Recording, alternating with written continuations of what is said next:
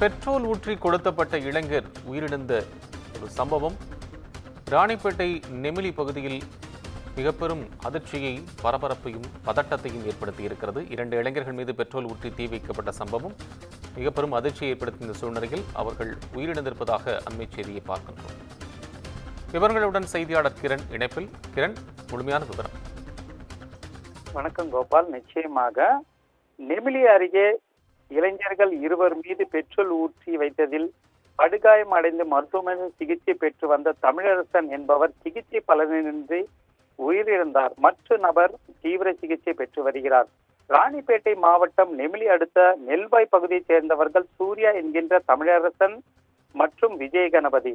இவர்கள் இருவரும் கடந்த 16ஆம் தேதி திருமால்பூர் அரசு மேல்நிலைப் பள்ளி அருகே நின்றிருந்தனர். அப்போது திருமால்பூரை சேர்ந்த பிரேம்குமார் என்ற இளைஞர் மற்றும் அவரது நண்பர்கள் அங்கு வந்தனர். அப்போது இரு தரப்பினரிடையே கடந்த சில நாட்களுக்கு முன்பு நடைபெற்ற தகராறு காரணமாக மீண்டும் வாக்குவாதம் ஏற்பட்டதாக கூறப்படுகிறது.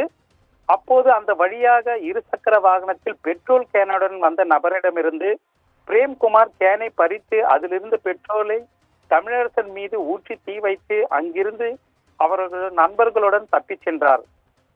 இதில் தமிழரசனை காப்பாற்ற சென்ற விஜய் கணபதிக்கும் தீக்காயம் ஏற்பட்டது. இதனையடுத்து இருவரும் பலத்த தீக்காயம் அடைந்த சென்னை கீழ்ப்பாக்கம் அரசு மருத்துவமனையில் தீவிர சிகிச்சை பெற்று வந்தனர். இந்த சம்பவத்தை தொடர்ந்து பிரேம்குமார் மற்றும் வெங்கடேசன் ஆகிய இருவரையும் நெமிலி காவல்துறையினர் கைது செய்தனர். இதில் தொடர்புடைய மற்றவர்களையும் காவல்துறையினர் தேடி வந்தனர்.